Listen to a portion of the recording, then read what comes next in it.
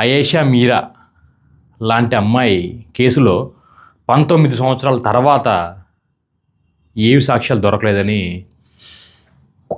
Court కొట్టేసిందని అంటున్నారు. So మనం ఎవ్వరిని కూడా నిందించలేని పరిస్థితిలో ఉన్నాం ఈ వ్యవస్థలో. అయితే ఇక్కడ ఒకటి గుర్తుపెట్టుకోవాల్సింది ప్రతి ఒక్కళ్ళు కూడా ఏంటంటే, అదే సమస్య రేపు మన ఇంట్లో ఆడపిల్లకు కూడా రావచ్చు. తను ముస్లిమా, హిందువా, క్రిస్టియనా ఇవన్నీ పక్కన పెడితే, ఒక తల్లి 19 ఏళ్ళు, ఒక తండ్రి 19 ఏళ్ళు పోరాడాడు.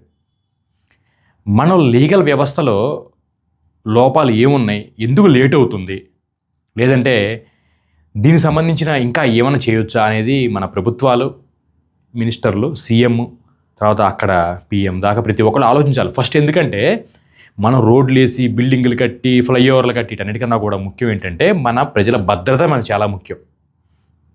ప్రపంచంలో ఎక్కడైనా సరే ఫస్ట్ భద్రతకి ఎక్కువ ప్రయత్నిస్తారు, టైం ఇస్తారు, భద్రత ఉండాలని కోరుకుంటారు ప్రతి ఒక్కళ్ళు కూడా వాళ్ళ లైఫ్లో.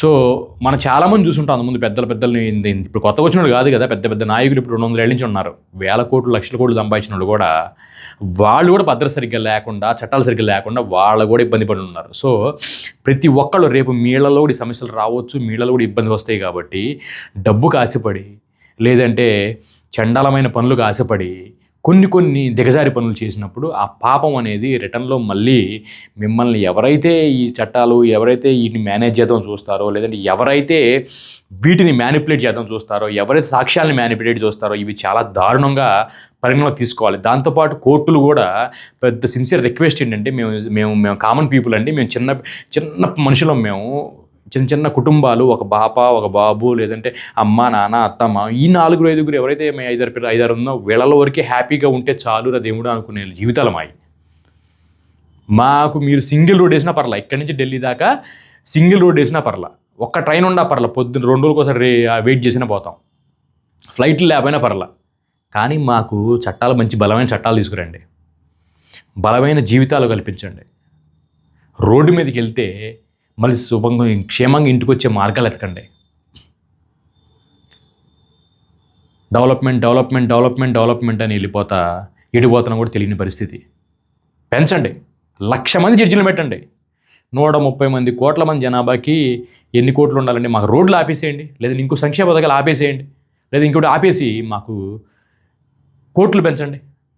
జిల్లా నుంచి సుప్రీంకోర్టు దాకా, సుప్రీంకోర్టులో ఒక 10,000 మంది జడ్జిలు పెట్టండి. ఏమైంది మీకు?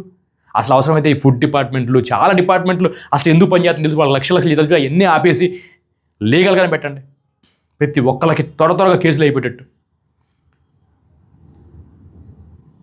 ఆ అమ్మాయి చనిపోయిందని తెలుసు, ఆ అమ్మాయి ఈడ్చుకుపోయారని తెలుసు, అక్కడ ఖాళీ ముద్రలు ఉంటాయి, ఇట్లా ఈడ్చుకుపోయారు, కట్టేసిన ఆనవాళ్ళు ఉన్నాయి.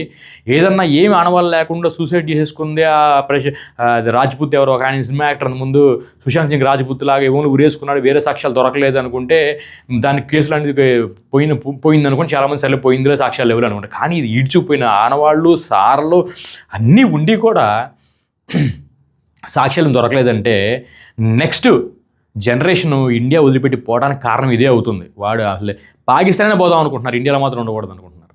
ఎందుకు దరిద్రమైన పరిస్థితులు తీసుకొని వస్తున్నారు ప్రపంచంలో, ఇండియాలో అర్థం కావట్లేదు. దయచేసి ప్రతి ఒక్కరి దీని గురించి ఆలోచించాలి, అందరు కలిసి పనిచేయాలి, చట్టాన్ని అందరికి అందుబాటులో తీసుకురావాలి. అలాంటి ఆడపిల్ల మన ఇంట్లో జరిగినా కూడా, మనకు 100 కోట్లు ఉన్నా కూడా మన ఇంట్లో కూడా జరుగుతాయి. దాని గురించి డబ్బు ఉన్నోడికి సేఫ్గా ఉన్నాడని, డబ్బులు సేఫ్గా అందరం దీని గురించి వృక్ష దొక్కేవాడి నుంచి రోల్స్ రాయిస్ తిరిగేవాడు ప్రతి ఒక్కరు దీన్ని ప్రశ్నించాలి, ప్రతి ఒక్కరు దీని మీద ఫైట్ చేయాలి, ప్రతి ఒక్కరు ఇలాంటి అడగాలి, అట్లీస్ట్ షేర్ చేయాలి, వ్యవస్థ బాగుండాలి కోరుకోవాలి. 10,000 మంది సుప్రీంకోర్టు జడ్జిలు ఉండాలి, 1,00,000 మంది మిగతా జడ్జిలు ఉండాలి, ఇంతమంది లాయర్లు ఉండాలి, త్వరగా కేసులు సాల్వ్ అవ్వాలి.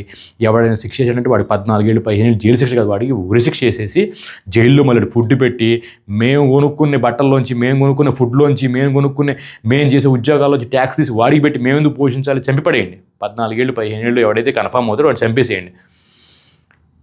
ఇలాంటి చట్టాలు, బలమైన చట్టాలు తీసుకొస్తేనే మేము హ్యాపీగా ఉంటాం. పూరి గుడిసెలో కూడా హ్యాపీగా ఉన్నాం 60 ఏళ్ళు 50 ఏళ్ళ క్రితం. కానీ ఈరోజు ఈ దరిద్రమైన ఇంత డెవలప్ అయినా కూడా ఎవరికి భయపడుతున్నారు మరి ప్రైమ్ మినిస్టర్లు, సీఎంలు అర్థం కావట్లేదు. కానీ మంచి చట్టాలు తీసుకురాలేకపోతున్నారు, మంచి వ్యవస్థని బిల్డప్ చేయలేకపోతున్నారు, మంచి సెక్యూరిటీని బిల్డప్ చేయలేకపోతున్నారు. దీని మీద మరి అందరూ కలిసి ఆలోచించి మంచి ఉపయోగం ఆలోచించాలని కోరుకుంటూ సెలవు తీసుకుంటున్నాను.